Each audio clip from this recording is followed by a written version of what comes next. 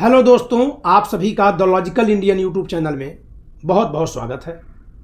मैं हूं एडवोकेट पंकज कुमार त्रिपाठी और आज मेरे साथ हैं Shri Jayram Verma ji. Shri Jayram Verma ji think tank group of India से जुड़े हुए हैं और हमारे चैनल के दर्शक हैं। आज पुनः अपने कुछ प्रश्नों के साथ ये इस चैनल के माध्यम से मेरे जवाब आप तक पहुंचाने के लिए प्रस्तुत है। जयराम वर्मा जी, आपका इस चैनल पर बहुत बहुत स्वागत है। आप बताइए, आपके सवाल क्या है? त्रिपाठी जी सर, आपको आपके द लॉजिकल इंडियन चैनल के दर्शकों को बहुत बहुत धन्यवाद। एक मेरे जहन में सवाल उठ रहा है कि जो अभी संभल की लेटेस्ट घटना है, आपके विचारों से जानना चाहेंगे कि पार्लियामेंट द्वारा सन 1991 में एक अधिनियम बनाया जिसमें उनकी ये अवधारणा थी कि 1947 के पहले जितने भी आस्थालय, चाहे वो किसी भी धर्म के हों, पूजा घर आदि, वो यथास्थिति में रहेंगे और उस अधिनियम को हमारे माननीय चंद्रचूड़ साहब ने अपने जजमेंट में एक निर्णय पारित किया कि अगर किसी ऐसे आस्थालय के चरित्र के संबंध में अगर कोई ज़रूरत पड़ती है तो उसमें जांच कराई जा सकती है। ये जो आज इसको विवादित माना जा रहा है या जैसा भी है, मैं आदरणीय त्रिपाठी जी से अनुरोध करूंगा कि आप कृपया बताएं कि संविधान और सुप्रीम कोर्ट में इसकी क्या व्यवस्था है। देखिए, वर्ष 1991 में जब नरसिम्हा राव जी की सरकार थी और उत्तर प्रदेश में बाबरी मस्जिद बनाम राम मंदिर का मामला बहुत जोर शोर पर था। 90 में गोली चल चुकी थी और 91 में यहां चुनाव हो गया था, कल्याण सिंह जी की सरकार आ गई थी। तो अन्य धार्मिक स्थल भी कहीं विवाद का रूप न ले लें, इसके लिए संसद ने एक अधिनियम पारित किया जी, जिसमें यह लिखा हुआ है कि आज़ादी के पहले के जो धार्मिक स्थल, जो आस्थालय, जैसा कि आपने कहा जी, वो जिस रूप में है उनको उसी रूप में स्वीकार किया जाएगा। किसी का विवाद नहीं खड़ा किए जाएंगे सिवाय बाबरी मस्जिद के मामले के, क्योंकि वो मुकदमा पहले से चल रहा था। जी। उस समय केंद्र सरकार की मंशा यही थी, ये संसद की मंशा यही थी कि धार्मिक स्थलों के नाम पर विवाद न आगे बढ़े जी। लेकिन आपने देखा कि ज्ञानवापी मस्जिद जी को लेकर के एक पहले मुकदमा दायर किया गया सिविल कोर्ट में, फिर वहां से सर्वे की बात आ गई जी। यही मथुरा में हुआ जी हाँ। और अब संभल में वही हो रहा है जी। इसके खिलाफ रिट डाली गई सुप्रीम कोर्ट में कि 1991 का जो अधिनियम है उसके अनुसार तो विवाद हो ही नहीं सकता। जी। तो ये जिला अदालतें संज्ञान कैसे ले रही हैं? जी। तो उस पर सुप्रीम कोर्ट ने बहुत ही एक सतही तरह का, बैलेंसेबल नहीं बैलेंसेबल हम नहीं कहेंगे, जी जी, एक सतही तौर का एक फैसला दे दिया जी कि सर्वे कराने में कोई रोक नहीं है, विवाद पर रोक है, सर्वे पर रोक नहीं है। अच्छा जी। और ये एक तरह से पेंडोरा बॉक्स खोल दिया विवादों का। जी। अब सवाल ये बनता है कि इसके लिए जब सुप्रीम कोर्ट को आप संविधान में व्याख्या का अधिकार दिए हैं, जी, कोर्ट में रिट कौन लेकर गया? सुप्रीम कोर्ट ने व्याख्या कर दी। जी। मैं इसीलिए कहा ना कि विपक्ष क्या कर रहा है कि हर चीजों को लेकर सुप्रीम कोर्ट जा रहा है, जी। यह जानते हुए भी कि वहां भी वही चलेगा जो सरकार चाहेगी। जी। तो जब आपको जहां संसद में जाना है जी, वहां आप सुप्रीम कोर्ट में गए और सुप्रीम कोर्ट ने यह फैसला कर दिया। जी। सुप्रीम कोर्ट ने तो और बहुत से फैसले किए, जी। वे फैसले तो धूल फांक रहे हैं। ये फैसला फौरन लागू कैसे हो रहा है? और लागू भी नहीं हो रहा है, एक तरह से छूट हो गई, फौरन पुलिस जा रही है और वहां ऐसे हो रहा है। इसका लाभार्थी कौन है? सत्ता पक्ष, जो हिंदू मुस्लिम की राजनीति कर रहा हुआ है। तो फिर बात वही निकल कर आ रही है कि हम अगर ये कहेंगे कि संविधान में इस तरह का निर्णय करने की शक्ति सुप्रीम कोर्ट के पास नहीं है जी, तो हम किस अधिकार में कहेंगे कि शक्ति नहीं उसके पास?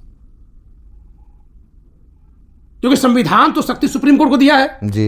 तो हम यही कह सकते हैं कि सुप्रीम कोर्ट ने यह गलत निर्णय दिया। जी हाँ जी, ये कह सकते हैं। हाँ अब लोग इसके लिए चंद्रचूड़ जी को दोषी ठहरा रहे हैं। बिल्कुल ठीक है। जी हाँ। थोड़ा मैं लोगों की याददाश्त ताजी करने के लिए कहूंगा, और कोई ये ना सोच ले कि मैं चंद्रचूड़ जी का बचाव कर रहा हूं जी, न तो मेरे बचाव करने से आप उनका बचाव मान लेंगे और न मुझे कोई जरूरत है कि मैं उनका बचाव करूं। जी हाँ मेरा एक उद्देश्य होता है जयराम जी कि जनता का दिमाग खोला जाए। जी, बस 1991 में जब बीजेपी की सरकार उत्तर प्रदेश में बनी थी, राम मंदिर मुद्दे पर चुनाव लड़ा गया था, और कल्याण सिंह की सरकार तब बनी थी जब भाजपा अपने एजेंडे में रखी थी कि मस्जिद गिरवाएंगे, मंदिर बनाएंगे।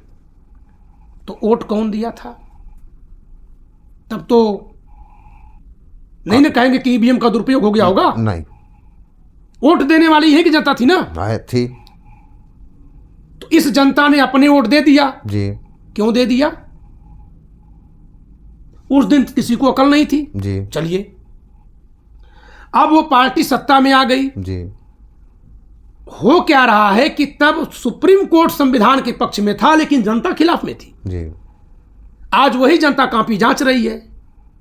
तो आप कहां तक पानी ले आए हैं? जी, अब जरा देखिए कि फिर इसके बाद 1992 में 91 के चुनाव में कल्याण सिंह की सरकार पूर्ण बहुमत में आ जाती है। जी, 91 में सुप्रीम कोर्ट को यह शक होता है कि संवैधानिक प्रावधानों की रखवाली कल्याण सिंह सरकार यानी भाजपा सरकार नहीं करेगी। जी, क्यों? क्योंकि जनता ने इसी आधार पर वोट दिया है कि ये सरकार में आएंगे तो ये मस्जिद गिरवाएंगे, मंदिर बनवाएंगे, जी, तो ये कभी भी ढांचा गिरवा देंगे। सुप्रीम कोर्ट में याचिका हुई कि स्टे वहां लगा हुआ है अदालत से, निचली अदालत से, ये संरक्षण नहीं करेंगे। जी, सुप्रीम कोर्ट खुद तो सेना बन के खड़ा नहीं होगा ना, सुप्रीम कोर्ट ने कल्याण सिंह सरकार को वहां तलब किया, जी, सरकार से एफिडेविट लिया। जी, जानना जरूरी है दोस्तों आप सबके लिए। आप सब लोग चंद्रचूड़ पर सवाल उठा दे रहे हैं, बिल्कुल उठाइए, लेकिन पहले 4 उंगलियां अपने तरफ ले आइए। जी, तो सुप्रीम कोर्ट उस समय क्या किया? एफिडेविट लिया जी, कि आप एफिडेविट दीजिए कि आप स्टे का पालन करवाएंगे, मस्जिद को गिरने नहीं देंगे, सुरक्षा करेंगे वहां। जी, उन्होंने लिख कर दे दिया।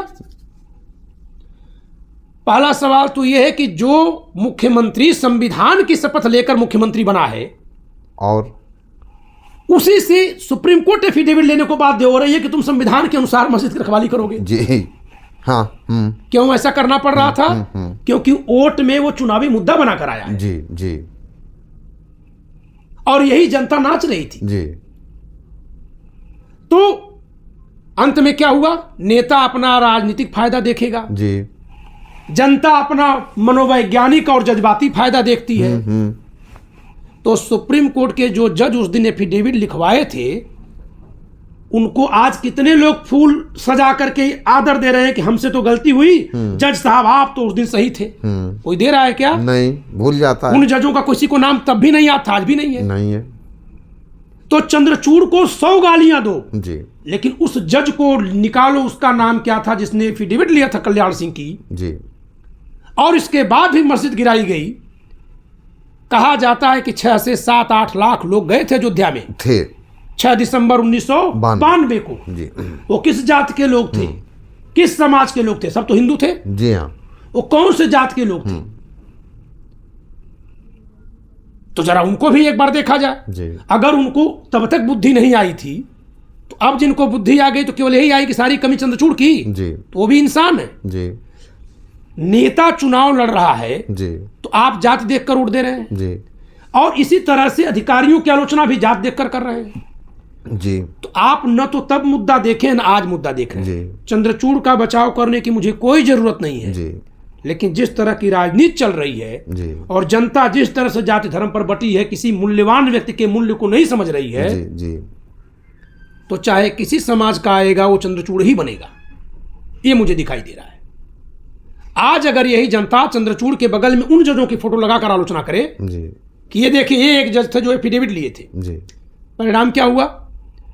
आप देखिए कि यही कल्याण सिंह बाबरी मस्जिद गिरवाने में पूरा सहयोग कर देते हैं जी, और फिर इस्तीफा दे देते हैं। इस्तीफा देने के बाद उत्तर प्रदेश में कांसी राम जी और मुलायम सिंह जी मिलकर चुनाव लड़ते हैं, तब पूर्ण बहुमत में दोनों लोग मिलकर आते हैं। जी। भाजपा अकेले पूर्ण बहुमत में आई थी धर्म के नाम पर, ये दोनों लोग मिलकर लड़ते हैं तब पूर्ण बहुमत में आते हैं। और 94 में वो चुनाव हुआ था। 92 में 6 दिसंबर 1992 को बाबरी मस्जिद गिराई गई थी और उसी दिन इस्तीफा हुआ था। 6 महीने राष्ट्रपति शासन चला था। 93 में चुनाव हुआ था। 1.5 साल मुलायम सिंह यादव जी रहते हैं सरकार में, और 1.5 साल के भीतर जो है दोनों पार्टियों में ऐसा विस्फोट होता है कि सरकार फिर गिर जाती है।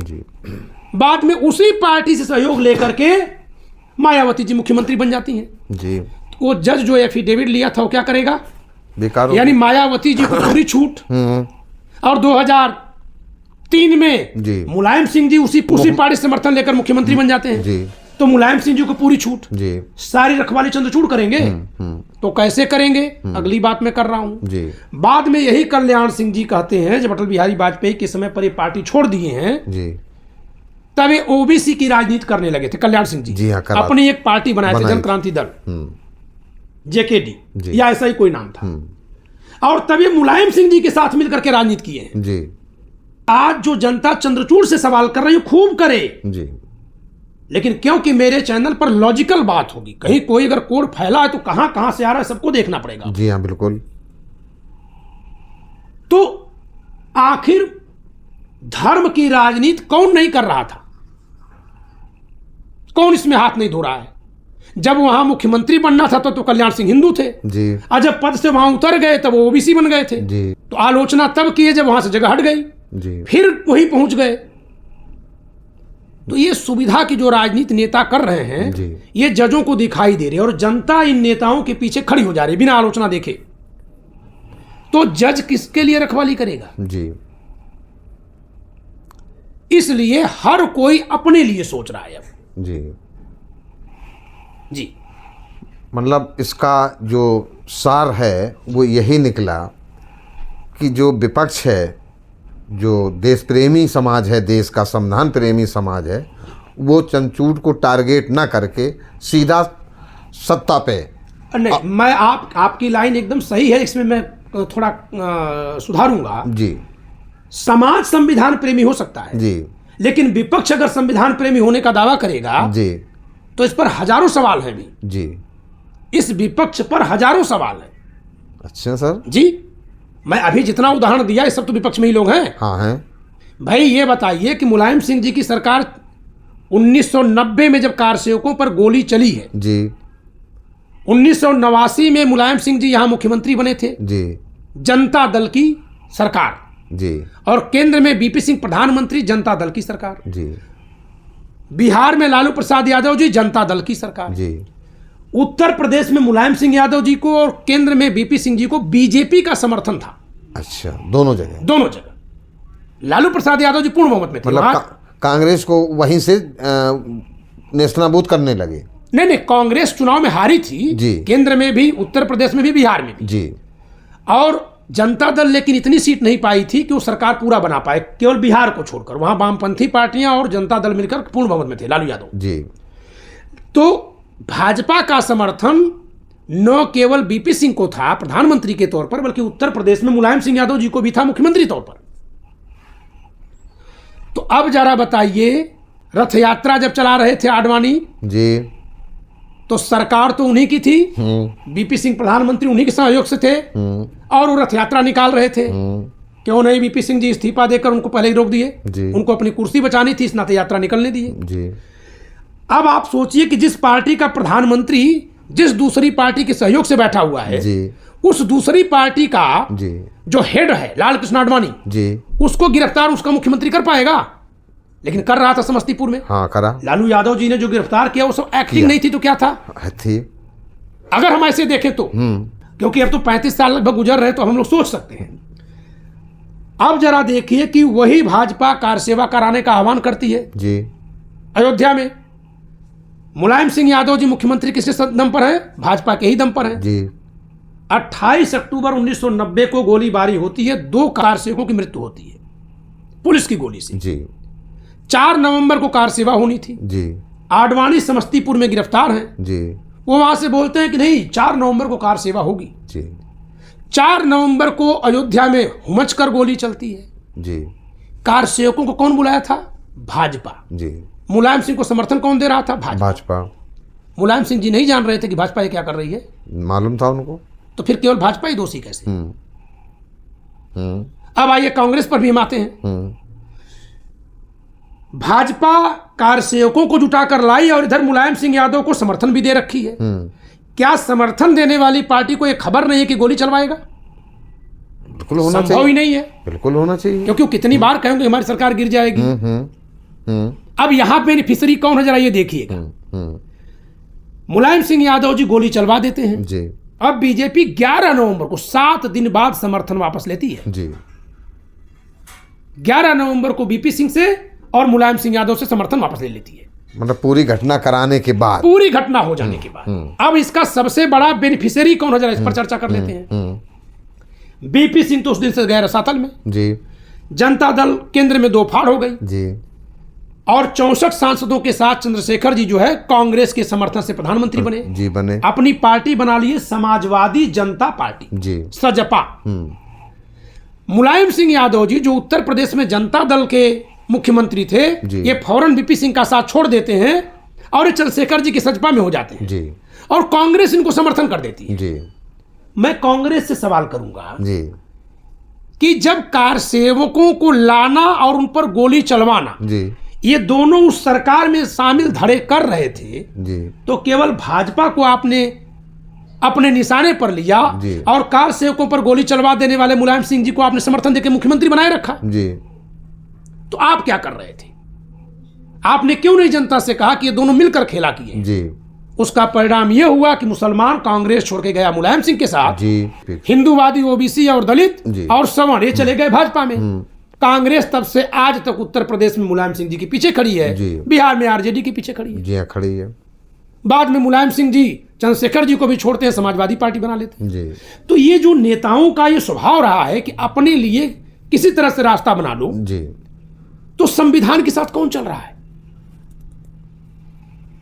ये नेता जब संविधान प्रेम की बात करेंगे जी, तो मैं आपको संविधान की प्रस्तावना जो आपने हमको गिफ्ट किया है, जी सर, जो टंगी है यहां दीवार पर, जी जी, उससे मैं एक बहुत कीमती वाक्य निकालता हूं प्रस्तावना से। जी। देखिए, देश में 2 ही चीज है जी, सबसे जिसको महत्व मिलना चाहिए, एक मनुष्य, ये व्यक्ति नागरिक जी, और दूसरा देश। जी। व्यक्ति के लिए सबसे महत्वपूर्ण क्या है? व्यक्ति की गरिमा। क्योंकि गरिमा में ही भोजन भी अच्छे से आएगा, पानी आएगा, इज्जत आएगी, समानता यानी आ जाएगी, न्याय आ जाएगा। जी जी। तब ना गरिमा कायम होगी। हाँ, तो गरिमा शब्द में सब आएगा, सब आ जाएगा जी। और राष्ट्र के लिए क्या है? राष्ट्र की सुरक्षा। सुरक्षा कैसे होगी? लोगों में एकता अखंडता है तो राष्ट्र सुरक्षित है। जी जी, राष्ट्रभक्त। तो राष्ट्र की एकता अखंडता। जी। संविधान की प्रस्तावना में हमारे संविधान निर्माताओं ने लिखा जी कि व्यक्ति की गरिमा जी और राष्ट्र की एकता अखंडता सुनिश्चित करने वाली बंधुता बढ़ाने के लिए, भाईचारा बढ़ाने के लिए जी जी हम इस संविधान सभा में अपने संविधान को अंगीकृत अधिनियमित आत्मार्पित करते हैं। जी। तो जो कोई नेता, जो कोई पार्टी नफरत की राजनीति कहीं से भी कर रहा हो जी, जन्म के आधार पर, वह कैसे बंधुता बढ़ाने का काम कर रहा है यह नहीं कहा जा सकता। जी। किसी एक के खिलाफ नफरत फैला के दूसरे को न्याय देने का मतलब है कि आप उस दूसरे को वोट बैंक बना रहे हैं। जी।